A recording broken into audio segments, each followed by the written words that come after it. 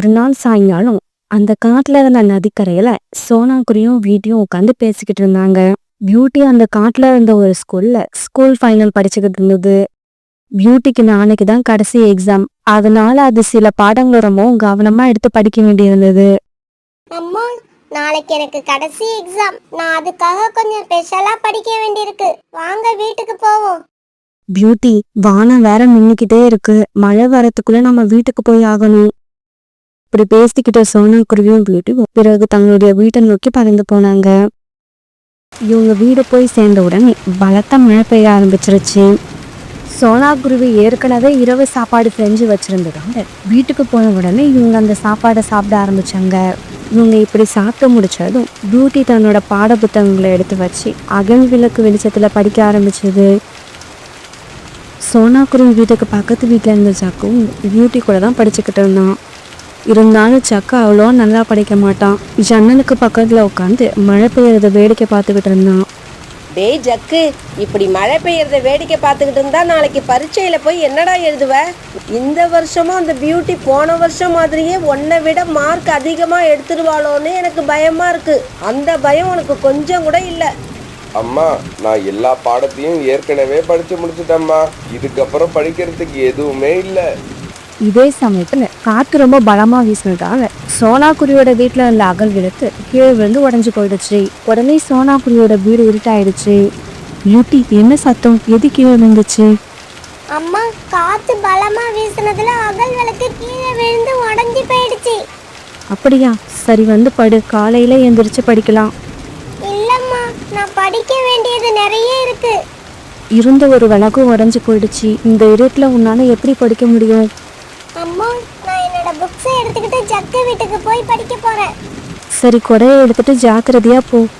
அம்மா இப்படி சொன்ன உடனே பியூட்டி கொடையை எடுத்துக்கிட்டு சக்குவோட வீட்டுக்கு பறந்து போச்சு. ஜக்கு, கொஞ்சம் கதவை தர. நான் இன்னைக்கு உங்க வீட்டுல உள்ள விளக்கு வெளிச்சத்துல தான் படிக்க போறேன். ஏன், உங்க வீட்டுல இருந்த விளக்கு என்ன ஆச்சு? நீ எதுக்காக இங்க வந்த?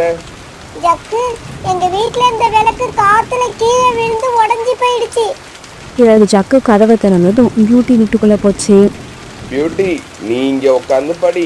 நான் போய் மழையை வேடிக்கை பார்க்க போறேன். ஏன்னா நான் எல்லா பாடங்களையும் ஏற்கனவே படிச்சு முடிச்சுட்டேன். இந்த சமயத்துல ஜக்கு பேசுற சத்தத்தை கேட்ட கோரிக்காகவும் கிச்சன்ல இருந்து வெளியே வந்துச்சு.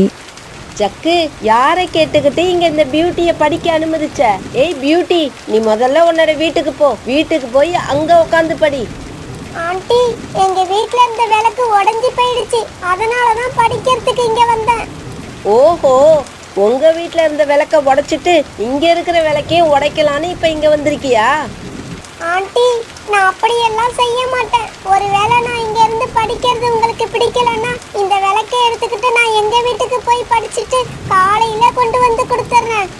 அது எப்படி இந்த விளக்க உன்கிட்ட கொடுக்க முடியும்? ஜக்குவுக்கு படிக்கிற மூடு வந்தா திடீர்னு பாதி ராத்திரியில கூட எழுந்திருச்சு படிப்பான். விளக்க உன்கிட்ட கொடுத்துட்டா அவன் எப்படி படிக்க முடியும்? கோரிக்காவை சொன்னதை கேட்ட ஜக்கு விழுந்து விழுந்து சிரிக்க ஆரம்பிச்சான். உடனே பியூட்டி சோகமான மனசோட தன்னோட வீட்டுக்கு பறந்து போயிடுச்சு. பியூட்டி, என்ன உடனே திரும்பி வந்துட்ட? என்ன ஆச்சு? அம்மா, கோரி ஆண்டி என்ன அங்க படிக்க கூடாதுன்னு சொல்லி திருப்பி அனுப்பிட்டாங்க. ஏண்டா ஜக்கு, உனக்கு என்ன பைத்தியமா பிடிச்சிருக்கு? ஏதோ நம்மளோட நல்ல நேரம். பியூட்டியோட வீட்டில் இருந்த விளக்கு உடஞ்சி போயிடுச்சு. அதனால பியூட்டிக்கு நாளைக்கு எக்ஸாமுக்கு படிக்க முடியாது. இப்படி ஒரு சந்தர்ப்பம் கிடைக்காதான்னு நான் ஏங்கிக்கிட்டு இருந்த சமயத்துல நீ என்னடான்னா அந்த பியூட்டியை வீட்டுக்குள்ள விட்டு படிக்க சொல்ல பாக்குற. ஜக்கு, நீ உண்மையிலேயே எல்லா பாடங்களையும் படிச்சிட்டியா? இந்த வருஷம் எப்படியாவது நீ தாண்டா ஸ்கூல்லையே ஃபர்ஸ்ட் பொசிஷன் வரணும். என்னது, நான் ஃபர்ஸ்ட் பொசிஷன் வரணுமா? அம்மா, ஏம்மா உங்க மனசுல இப்படிப்பட்ட ஆசையெல்லாம் வருது? நானே பாஸ் பண்ணனா போதும்னு இருக்கிற கடவுளை எல்லாம் வேண்டிக்கிறேன்.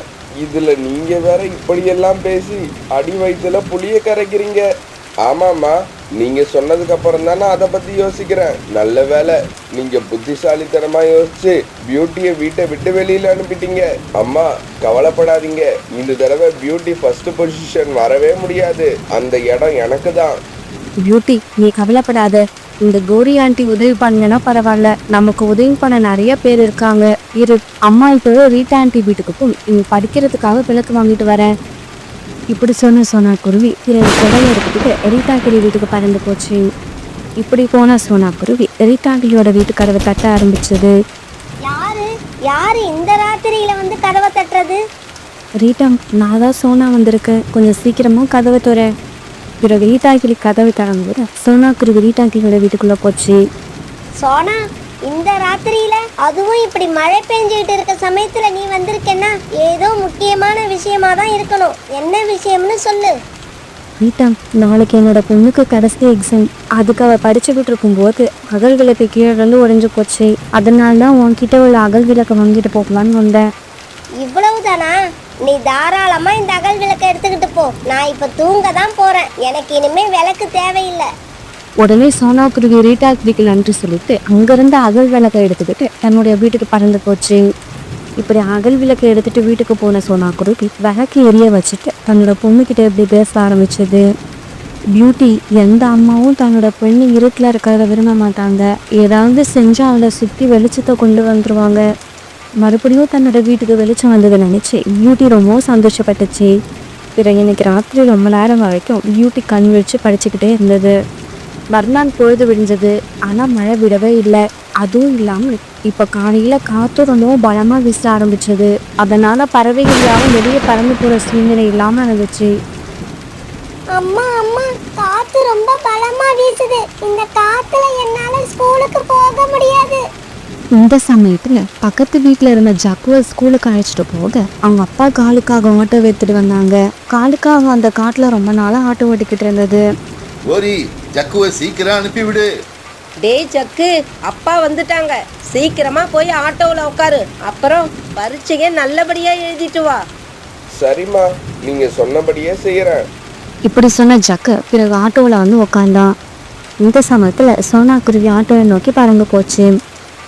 காணண்ணா, மழையும் காற்றும் வேகமும் வீசுது. அதனால என்னோட பொண்ணையும் ஆட்டோவில் அழைச்சிட்டு போய் கொஞ்சம் ஸ்கூலில் விட்டுடுங்க. ஸ்கூலுக்கு தானே போகணும். நானும் ஸ்கூலுக்கு தான் போகிறேன். நான் போகிற சமயத்தில் பியூட்டியை அழைச்சிக்கிட்டு போய் விடுறதுல எனக்கு ஒன்றும் கஷ்டம் இல்லை. அப்பா, நீங்க உங்க இஷ்டத்துக்கு எதுவும் சொல்லாதீங்க. எதுக்கும் ஒரு தடவை அம்மா கிட்ட கேட்டுக்கோங்க.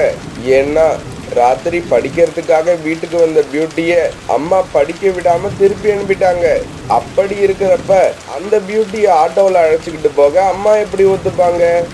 இவங்க இப்படி பேசிக்கிட்டு இருக்கிறது எல்லாம் கேட்ட கோரிக்காங்க உடனே வீட்டை விட்டு வெளியே வந்துருச்சு. சோனா, உன்னோட பொண்ணை நீ எப்படி வேணாலும் அனுப்பி வை. அதுக்காக என் பையன் போகிற ஆட்டோவை எதுக்காக நிப்பாட்டி வச்சிருக்க? இந்த ஆட்டோவில் உன் பொண்ணை அழைச்சிக்கிட்டு போகிறதுக்கு இடம் கிடையாது. என்னங்க, நீங்கள் ஏன் இன்னும் நின்றுக்கிட்டு இருக்கீங்க? நம்ம பையன் மேலே சாரல் படுது பாருங்க. அவன் உடம்பு நனைஞ்சிருச்சுன்னா அவனால் எப்படி பரீட்சை எழுத முடியும்? கோரி இப்படி சொல்ல காலுக்காக உடனே ஆட்டோ எடுத்துக்கிட்டு போயிடுச்சு. பிறகு சொந்த போன மனசோட சோனா குருவி தன்னோட வீட்டுக்கு பறந்து போயிடுச்சு. காலுக்காகத்தோட ஆட்டோ கிளம்ப போனதை பார்த்த பியூட்டி வீட்டில் அழுதுகிட்டே நின்றுகிட்டு இருந்தது. பியூட்டி, அழாத, உன்னை நான் எப்படியாவது ஸ்கூலுக்கு அனுப்பி வைப்பேன். அதை நினச்சி நீ கவலைப்படாத. சோனா குருவி இப்படி பேசிக்கிட்டு இருக்கும்போது சாகர் புறா தன்னுடைய சைக்கிள் ரிக்ஷாவை எடுத்துக்கிட்டு அந்த வழியாக வந்துச்சு. சாகர் அண்ணா, என்னோட பொண்ணை கொஞ்சம் ஸ்கூல் வரைக்கும் கொண்டு போய் விட முடியுமா? காற்றும் மழையும் வீசுறதால அவங்களால பறந்து போக முடியல. சோனா, நான் ஸ்கூல் பக்கமா தான் போறேன். பியூட்டிய வர சொல்லு, நான் கொண்டு போய் விட்டுறேன். சாகர்புரா சொன்னதை கேட்ட பியூட்டி ரொம்ப சந்தோஷமா ரிக்ஷாவில் போய் உட்காந்துச்சு. உடனே சாகர்புரா ரிக்ஷாவை எடுத்துக்கிட்டும் ஸ்கூலை நோக்கி வேகமா போச்சு. தன்னோட பொண்ணு இப்படி ரிக்ஷாவில் போறத சோனா குருவி ரொம்ப சந்தோஷமா பார்த்துக்கிட்டே இருந்துச்சு. இதே சமயத்துல ஸ்கூல்ல எக்ஸாம் ஆரம்பிச்சிடுச்சு. எக்ஸாம் எழுதுறதுக்கு எல்லா ஸ்டூடெண்ட்டும் வந்துட்டாங்க. ஆனா பியூட்டி மட்டும் இன்னும் வரல. பியூட்டி இன்னைக்கு எக்ஸாம் எழுத வராது போல இருக்கு. அதனால அம்மா பியூட்டி கூட கம்பேர் பண்ணி நம்மள திட்டவே மாட்டாங்க. ஜக்கு இப்படி யோசிச்சுக்கிட்டு இருக்க சமயத்துல பியூட்டி எக்ஸாம் ஹால்குள்ள வந்துருச்சு. பியூட்டி, நீ எக்ஸாம் எழுத வர மாட்டேன்னு நினைச்சேன். நீ எப்படி வந்த? ஜக்கு, நான் ஏற்கனவே லேட்டா வந்திருக்கேன். அதனால இப்ப எனக்கு பேச நேரம் இல்ல. எக்ஸாம் எழுதி முடிச்சிட்டு அப்புறமா சொல்றேன். இப்படி சொன்ன பியூட்டி பிறகு எக்ஸாம் எழுத ஆரம்பிச்சது. இப்படியே சில நாட்கள் நகர்ந்துச்சு. அன்னைக்கு அந்த ஸ்கூல்ல எல்லா ஸ்டூடெண்டோட பேரண்ட்ஸும் ரிசல்ட்டை பார்க்க வந்திருந்தாங்க. இந்த தடவை நம்ம ஸ்கூலோட டாப்பர் நேம் என்னன்னு தெரிஞ்சுக்க எல்லாரும் ஆவலா இருப்பீங்கன்னு எனக்கு தெரியும். அந்த டாப்பரோட பேர் என்ன தெரியுமா? பியூட்டி. பியூட்டி தான் அந்த டாப்பர். இதை கேட்டுட்டு சோனா குருவோட கண்ணில இருந்து கண்ணீர் வந்தது. அந்த கண்ணீர் சோகத்தால வந்த கண்ணீர் இல்ல, ஆனந்தத்தால வந்த கண்ணீர். சோனா மேடம், நீங்க இங்க வாங்க. இங்க வந்து மத்த பேரண்ட்ஸுக்கு ஏதாவது சொல்ல விரும்பினா சொல்லுங்க. உடனே சோனா குருவி அங்கிருந்து ஸ்டேஜுக்கு போச்சு. நான் சொல்ல விரும்புறது என்னன்னா, நீங்க மத்தவங்களுக்கு வெளிச்சம் கொடுக்க விரும்புறீங்கன்னா இயற்கை உங்களை எப்பவுமே இருட்டுல வச்சிருக்காது. ஆனா மத்தவங்களை இருட்டுல தள்ளணும்னு நீங்க நினைச்சீங்கன்னா உங்களை சுத்தி எப்பவும் இருட்டு தான் இருக்கும். உங்களால வெளிச்சத்துக்கு வரவே முடியாது. நன்றி. சோனா குருவி இப்படி சொன்னதை கேட்ட கௌரிக்காங்க அவமானத்துல தலையை கொஞ்சம் போச்சு. பிறகு பியூட்டி ஸ்கூல் டாப்பரா வந்ததுக்காக ஒரு மெடல் கொடுத்து அவங்க பெருமைப்படுத்தினாங்க. அந்த மெடலை எடுத்துக்கிட்ட சோனா குருவி ஊதியும் ரொம்பவும் சந்தோஷமா தன்னோட வீட்டுக்கு பறந்து போனாங்க. சோனா குருவியோட குடும்பமும் காலுக்காகத்தோட குடும்பமும் தங்களுடைய காட்டை விட்டு வேற ஒரு புது காட்டை தேடி பறந்து போய்கிட்டு இருந்தாங்க. இப்படி இவங்க ரொம்ப தூரம் பறந்து வந்ததுக்கு அப்புறம் இவங்க எதிர்பார்த்தபடி ஒரு பசுமையான காட்டுக்கு வந்து சேர்ந்தாங்க. பிறகு அங்க உள்ள ஒரு மரத்துல உட்காந்து இப்படி பேச ஆரம்பிச்சாங்க. இங்க பாருங்க, இந்த காடு ரொம்பவும் பசுமையா இருக்கு. அதனால நம்ம இந்த இடத்துல நமக்கான கூட்டை கட்டி வாழ ஆரம்பிக்கலாம். ஆமா ஆமா, இந்த காடு எனக்கு கூட ரொம்ப பிடிச்சிருக்கு. காலுஜி, நாமளும் இங்கேயே நமக்கான கூட்ட கட்டிக்கலாம். நீங்க 2 பேரும் சொன்னதுக்கு அப்புறமும் நாங்க என்ன வேண்டாம்னா சொல்ல போறோம்? உங்க விருப்பப்படி நாம இந்த காட்டிலேயே வாழ ஆரம்பிப்போம். இப்படி பேசிக்கிட்ட இவங்க பிறகு கூடு கட்டுறதுக்காக நல்ல மரத்தை தேட ஆரம்பிச்சாங்க. பிறகு அங்க ஒரு பெரிய தென்னை மரத்தை பார்த்த காலுக்காகவும் குறிக்காகவும் அந்த மரத்துக்கிட்ட போய் உட்கார்ந்தாங்க. ராணா, நாங்க எங்களுக்கான கூட்டை இந்த மரத்து மேல கட்டிக்க போறோம். காலுஜி, இந்த மரத்துல நிறைய இளநீர் இருக்கு. இந்த மரத்து மேல கூடு கட்டிக்கிட்டா நம்ம எப்ப விருப்பப்பட்டாலும் இளநீரை பறிச்சு குடிக்கலாம். இவங்க பேசிக்கிட்டத பார்த்த அந்த தென்னை மரம் இப்படி பேச ஆரம்பிச்சது. காகங்களே, நீங்க இந்த காட்டுக்கு வந்ததுல எனக்கு ரொம்ப சந்தோஷம். இருந்தாலும் நீங்க என் மேல கூடு கட்டிக்க வேண்டாம். வேற ஏதாவது மரத்து மேல போய் உங்களுக்கான கூட்டை கட்டிக்கோங்க. மரம்னா, நாங்க ரொம்ப தூரத்துல இருந்து இந்த காட்டுக்கு வந்திருக்கோம். உங்க மேல கூடு கட்டிக்க எங்களோட நண்பர்கள் விரும்புறாங்க. அதனால தயவு செய்து நீங்க இதுக்கு அனுமதி கொடுக்கணும். முடியாது. என் மேல கூடு கட்டிக்க என்னால அனுமதி கொடுக்க முடியாது. ஏன் ஏன் எதுக்காக நாங்க இங்க கூடு கட்டக்கூடாது? இங்க பாருங்க காகங்களே, நான் பாக்கறதுக்கு பளபளப்பா இருந்தாலும் என்னோட வேர்கள் இப்ப வலு இழந்து இருக்கு. நான் எப்ப வேணாலும் வேரோட தரையில சாஞ்சிருவேன். என்ன நம்பி என் மேல கூடு கட்டாதீங்க. காலுஜி, இந்த மரம் என்னவோ ஸ்ட்ராங்கா தான் இருக்கு. ஆனா இந்த மரம் நம்மளை ஏமாத்த பாக்குது. அது மேல நாம கூடு கட்டிக்கிறத அந்த மரம் விரும்பலன்னு நினைக்கிறேன். அதனாலதான் இப்படி எல்லாம் பொய் சொல்லுது. ஆமாங்கோரி, நீ சொல்றதுதான் சரி. இங்க பாரு மரமே, நாங்க ஏமாற மாட்டோம். உன் மேலதான் கூடு கட்டிப்போம். எங்களை யாரும் தடுக்க முடியாது. காலண்ணா, பொய் சொல்லி நம்மளை ஏமாத்த வேண்டிய அவசியம் இந்த மரத்துக்கு கிடையாது. இந்த மரம் இப்படி சொல்லுச்சுன்னா கண்டிப்பா அதுல ஏதோ உண்மை இருக்கு. அதனால நீங்க வேற மரத்தை பார்த்து கூடு கட்டிக்கங்க. இங்க பாரு சோனா, நீங்க போய் வேற எங்கேயாவது கூடு கட்டிக்கிங்க. அத நாங்க தடுக்க மாட்டோம். ஆனா நாங்க எங்களோட கூட்டை இந்த மரத்து மேல கட்டிக்கிறதா முடிவு பண்ணிட்டோம். எங்க முடிவை நாங்க மாத்திக்க போறதில்ல. அப்படி சொல்லுங்க காலுஜி. இங்க பாரு சோனா, இந்த மரத்து பேச்சை கேட்டு நீங்க ஏமாறலாம். ஆனா நாங்க ஏமாற மாட்டோம். காங்கள் இப்படி சொன்ன உடனே ராணா குருவியும் சோனா குருவியும் தங்களுடைய மூட்டையை தூக்கிட்டு வேற ஒரு மரத்தை தேடி போக ஆரம்பிச்சாங்க. இப்படி போன இவங்க ஒரு பெரிய வேப்ப மரத்தை பார்த்துட்டு அந்த மரத்துக்கிட்ட போய் உட்கார்ந்தாங்க. மரம்னா, நாங்க உங்க மேல கூடு கட்டிக்கலான்னு விருப்பப்படுறோம். அதுக்கு நீங்க அனுமதி கொடுப்பீங்களா? பறவைகளே, உங்களை இந்த காட்டுக்கு நான் வரவேற்கிறேன். நீங்க இங்க வந்ததுல நான் ரொம்ப சந்தோஷமா இருக்கேன். என் மேல கூடு கட்டி வாழ்ந்தீங்கன்னா நான் அதை விட மகிழ்ச்சியா இருப்பேன். மரம் இப்படி சொன்னதை கேட்டுட்டு ராணா குருவியும் சோனா குருவியும் சந்தோஷப்பட்டாங்க. இதனால் வரைக்கும் நான் தனிமையில இருந்தேன். இதுக்கப்புறம் உங்க கூட சேர்ந்து வாழ போறத நினைச்சாலே என்னோட மனசுக்கு நிறைவா இருக்கு. சோனா, வா, நாம போய் காஞ்ச புற்களை எடுத்துக்கிட்டு வந்து இந்த மரத்து மேல கூடு கட்டிக்கலாம். மரம்னா, இந்த மூட்டை இங்கேயே இருக்கட்டும். நாங்க போய் காஞ்ச பொருட்களை எடுத்துட்டு வந்து கூடு கட்டுற வேலையை ஆரம்பிக்கிறோம். தாராளமா வச்சுட்டு போங்க. உங்களோட மூட்டைய நான் பத்திரமா பாத்துக்கிறேன். பிறகு ராணா குருவியும் சோனா குருவியும் காஞ்ச பொருட்களை தேடி அந்த இடத்த விட்டு பறந்து போனாங்க. இப்படி போனவங்க ஒரு இடத்துல காஞ்ச பொருட்கள் இருக்கிறத பார்த்துட்டு அங்க போனாங்க. ஆனா இவங்க போறதுக்கு முன்னாடியே காலுக்காகவும் கோரிக்காகவும் அங்க வந்து உட்கார்ந்துருந்தாங்க. ராணா, காஞ்ச பொருட்களை எடுத்துக்கிட்டு போறதுக்காக நாங்க இங்க வந்தோம். நீங்களும் அதுக்காக தான் வந்தீங்களா? ஆமாங்காலே, நாங்களும் அதுக்காக தான் வந்தோம். இந்த இடத்துல நிறைய காஞ்ச புற்கள் இருக்கு. அது மட்டும் இல்ல, நாம கூடு கட்டுற இடத்துக்கும் பக்கத்திலேயே இருக்கு. அதனால நமக்கு எப்ப தேவைப்பட்டாலும் நாம இங்க இருந்து பொருட்களை எடுத்துக்கிட்டு போகலாம்.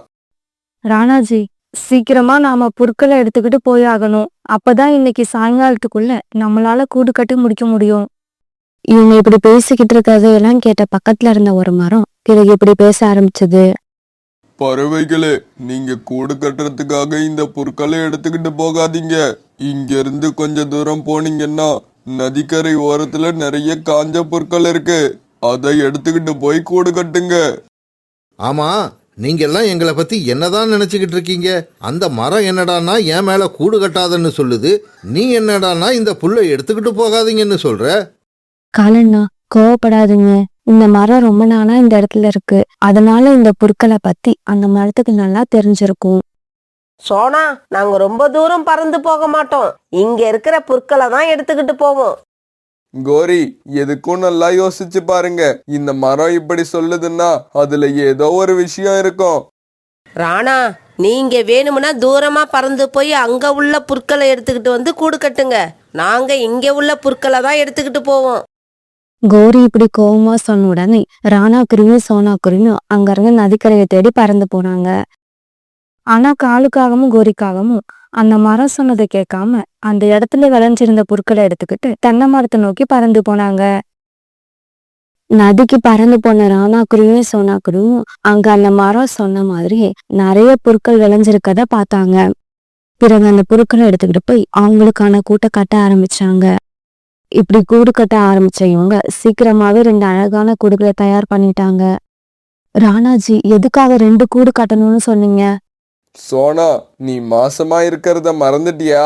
இதுல ஒரு கூட்டுல நான் இருப்பேன், இன்னும் ஒரு கூட்டுல நீயும் நம்ம குழந்தைங்களும் இருப்பீங்க. இதே சமயத்துல காங்களும் அவங்களுக்காக 2 கூடை கட்டி முடிச்சிருந்தாங்க. கழுஜி, கூடு ரொம்ப அழகா வந்திருக்கு. இதுல இப்பவே படுத்து பார்க்கணும் போல இருக்கு. கோரி, அவசரப்படாத. எனக்கு வயிறு ரொம்ப பசிக்குது. வா, நாம போய் ஏதாவது தானியங்களை தேடி சாப்பிட்டுட்டு வந்து அதுக்கப்புறம் தூங்கலாம். இப்படி பேசிக்கிட்ட காங்கள் 2 பேரும் பிறகு தானியங்களை தேடி பறந்து போனாங்க. ராணா குருவியும் சோனா குருவியும் அவங்க கட்டின கூட்டுல படுத்து தூங்க ஆரம்பிச்சாங்க. பிறகு ராத்திரி ஆச்சு. இப்படி திரும்பி வந்த காங்கள் ரொம்பவும் களைப்பா இருந்தாங்க. அதனால தூங்குறதுக்காக அவங்க புதுசா கட்டின கூட்டுல சந்தோஷமா படுத்தாங்க. ஐயோ அம்மா குத்துதே, ஐயோ அம்மா குத்துது. ஐயோ அம்மா, வலி தாங்கலையே, இந்த கூட்டுல என்னவோ இருக்குது. இப்படி கத்தின காங்கள் உடனே கூட்டுல இருந்து தாவி வெளியில குடிச்சாங்க.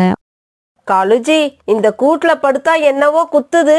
என்னோட ரெக்கையெல்லாம் ரத்தம் வந்துடுச்சு. இந்த கூட்டுல அப்படி என்னதான் இருக்கு? இந்த புற்களை எடுத்துக்கிட்டு வந்து வீடு கட்ட வேண்டாம்னு அந்த மரம் சொன்னதுல உண்மை இருக்கு. ஆமா, இந்த புற்கள்ல தான் நிறைய முள்ளு இருக்கு. அந்த முள்ளு குத்தி தான் உன்னோட ரெக்கையிலையும் என்னோட ரெக்கையிலையும் ரத்தம் வந்திருக்கு. அப்படியா? அப்ப அந்த மரம் சொன்னது உண்மைதான். இந்த தென்னை மரம் சொன்னதும் உண்மையாதான் இருக்குமோ? காங்கள் இப்படி பேசிக்கிட்டு இருக்கப்ப வேகமா காத்து வீச ஆரம்பிச்சது. அந்த காத்துல இப்படியும் அப்படியும் ஆடின அந்த தென்னை மரம் திடீர்னு வேரோட கீழே விழுந்துடுச்சு. அந்த தென்னை மரம் இப்படி விழுந்ததுல காங்கள் 2 பேரும் தென்னை மரத்தோட ஓலைகளுக்கு அடியில மாட்டிக்கிட்டாங்க. காப்பாத்துங்க, எங்களை யாராவது காப்பாத்துங்க. சீக்கிரம் வந்து காப்பாத்துங்க, உடம்பெல்லாம் வலிக்குது, யாராவது வந்து காப்பாத்துங்க. தென்னை மர ஓலைகள் அவங்க மேல விழுந்து அழுத்தினதால வலி தாங்க முடியாத காங்கள் 2 பேரும் இப்படி கத்திக்கிட்டு இருந்தாங்க. இந்த சத்தத்தை கேட்ட ராணா குருவியும் சோனா குருவியும் எழுந்திரிச்சு உட்காந்தாங்க. சோனா, யாரோ கத்துற சத்தம் கேக்குது. ராணாஜி, அந்த சத்தம் காங்களோட சத்தம் மாதிரி இருக்கு, வாங்க போய் பாப்போம். பிறகு தென்னை மரம் இருக்கிற இடத்துக்கு வந்து பார்த்த ராணா குருவியும் சோனா குருவியும் தென்னை மரம் விழுந்து கிடக்கிறத பார்த்துட்டு அதிர்ச்சியானாங்க. சோனா, சீக்கிரம் வா, இந்த தென்னை மரத்து ஓலைகளை தூக்கி வேற பக்கம் போட்டுட்டு காகங்களை காப்பாத்துவோம். இப்படி பேசிக்கிட்ட ராணா குருவியும் சோனா குருவியும் சேர்ந்து அந்த தென்னை ஓலைகளை வேற பக்கமா தூக்கி போட்டாங்க. பிறகு காங்கள் 2 பேரும் அழுதுகிட்டு எழுந்திரிச்சு உட்காந்துங்க. காலு, கோரி, நீங்க 2 பேரும் அந்த மரங்கள் சொன்னதை கேட்டு நடந்திருக்கணும். அதை கேட்காததால தான் 2 பேரும் இவ்வளவு கஷ்டப்பட்டுட்டீங்க. தென்னை மரத்தோட ஓலைகள் உங்க மேல விழுதால உயிர் தப்பிச்சிட்டீங்க. ஒரு நிமிஷம் நினைச்சு பாருங்க, தென்னை மரமே உங்க மேல விழுந்திருந்தா என்ன ஆயிருக்கும்? அப்படி நடந்திருந்தா நீங்க இப்ப உயிரோடயே இருக்க முடியாது. ராணா, சோனா, நாங்க நடந்துகிட்ட விதத்தை நினைச்சா எங்களுக்கே வெக்கமா இருக்கு. இதுக்கப்புறம் நாங்க 2 பேரும் எந்த வேலையையும் சோம்பேறித்தனமா செய்ய மாட்டோம். ஆமா, நிதானமா தான் எந்த செயலையும் செய்வோம். அப்புறம் மத்தவங்க சொல்ற விஷயத்த காது கொடுத்து கேட்போம். எங்க இஷ்டத்துக்கு நடந்துக்க மாட்டோம். இப்படி சொல்லிட்டு கண்ணீர் விட்டு அழுத 2 காங்களையும் ராணா குருவியும் சோனா குருவியும் தங்களுடைய கூட இருக்கிற மரத்துக்கு அழைச்சிட்டு போனாங்க. பிறகு காலுக்காகவும் கோரிக்காகவும் ராணா குருவியும் சோனா குருவியும் கட்டின கூட்டுல படுத்து தூங்க ஆரம்பிச்சாங்க.